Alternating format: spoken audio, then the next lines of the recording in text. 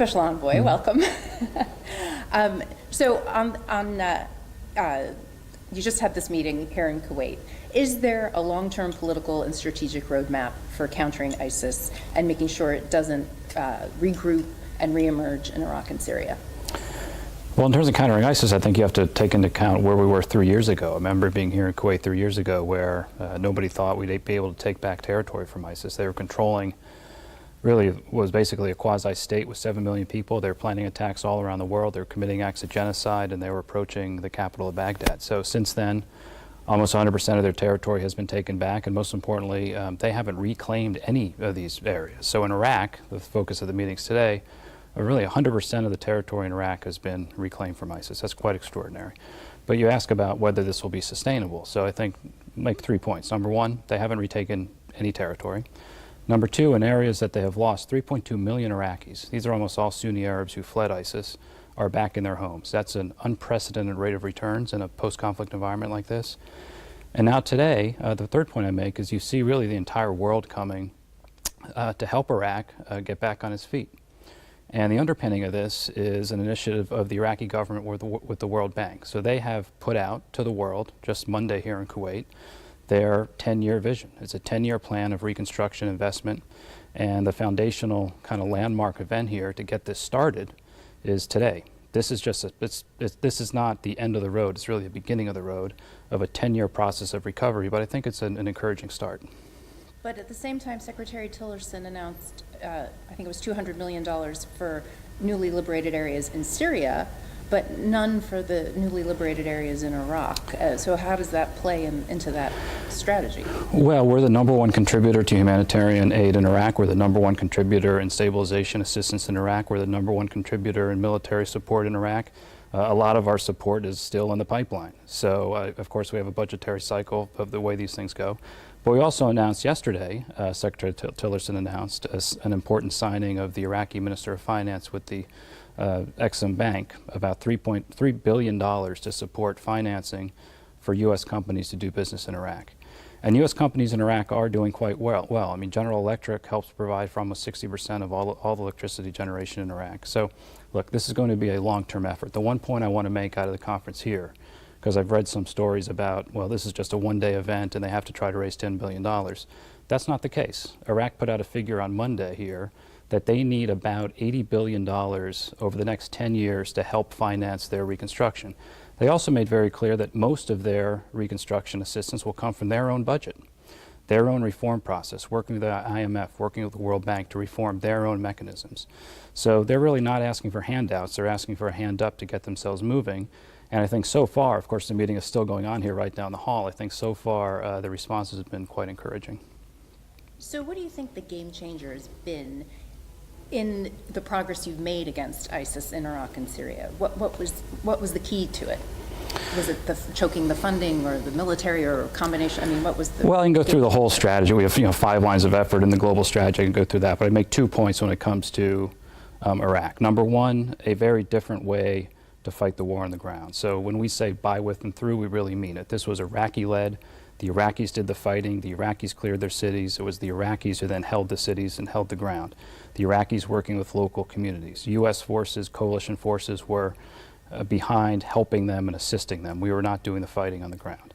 And I think that model has actually proven to be quite effective. Number two, we did an awful lot of diplomacy, and a lot of it behind the scenes, but not only to get the whole world organized to combat ISIS globally, to fight their networks, the finances, the foreign fighters, but also to have the region engage with Iraq. So some of the biggest contributors here just down the hall today, really quite amazing. Turkey, one of the biggest contributors today, $5 billion of reconstruction assistance to Iraq.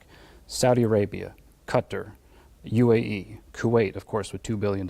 If you add all that up, it comes to a little less than $10 billion or so. UAE announced a fairly extraordinary private sector investment of $5 billion for an Iraqi housing project outside Baghdad. So this engagement from the region was really not happening some years ago.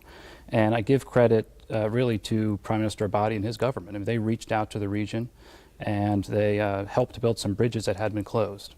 So Saudi Arabia, you use the word game changer, I don't really use that word too often, but Saudi Arabia, for the first time in 30 years, reopened its borders with Iraq.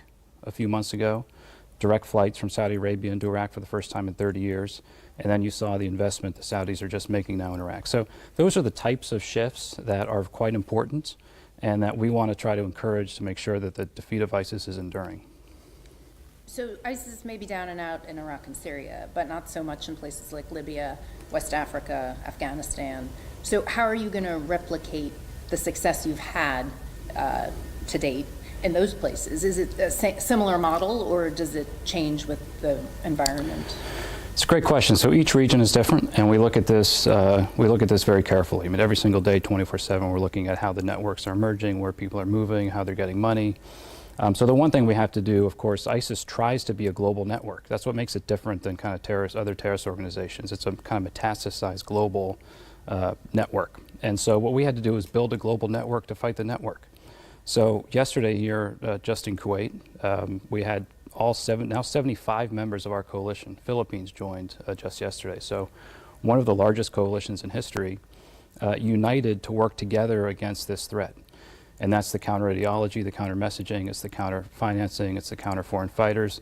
And then we look at each different region of the world and who among the coalition wants to take the lead in that part of the world and what particular tools might be needed, say in Philippines versus Afghanistan versus in Iraq. And so every place is different, but by building this international consensus and this international coalition, that's really the only way to stay ahead of the threat. So we're making progress, but the number one message yesterday in our coalition meetings is that we've made a lot of progress in the last 3 years, there's no question, but this is not over.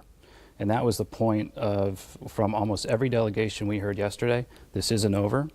We remain united as a coalition. We actually approved all 75 delegations a document called the Guiding Principles to guide the coalition as we go forward into the next year. And the key point of that is that this isn't just about Iraq and Syria, it's about the global campaign. So there was real unanimity in that room yesterday, led by Secretary Tillerson, and so we're going to stay at it. This isn't over, and we're going to keep our foot on the accelerator. Finally, I'd just like to ask you about accountability, because that's a big issue. They found mass graves in liberated areas in Iraq, ISIS-liberated areas. What about accountability for the victims of ISIS? So this is also worth reminding people what was happening in some of these areas not very long ago. Mass atrocities, acts of genocide, destroying our common heritage. Thousands of young girls were taken hostage, and many of them are still missing. And we still meet with the families, and we do all we can to find leads to try to rescue as many girls as we possibly can. But look, it gets back to the point I just made. We cannot rest against this enemy, and that means not only defeating them, but also following through and making sure that their defeat is enduring, they can't come back, and that justice is done to those who committed these terrible crimes. I mean, in Syria now, they're all trying to escape. So we have in Syria detained over 400 foreign fighters, including some of the most notorious former ISIS leaders. And we're going to make sure that they can never get out. And we're working with coalition countries and partners, if they happen to be their citizens, about how they're going to be prosecuted, how they're going to be handled. This is a very difficult issue within our coalition. But we are very much determined that justice will be done for these terrible crimes. Special Envoy McGurk, thank you so much for taking the time to talk. Okay, Margaret, thanks so much. Thank you. Thanks. We'll unplug you. Okay.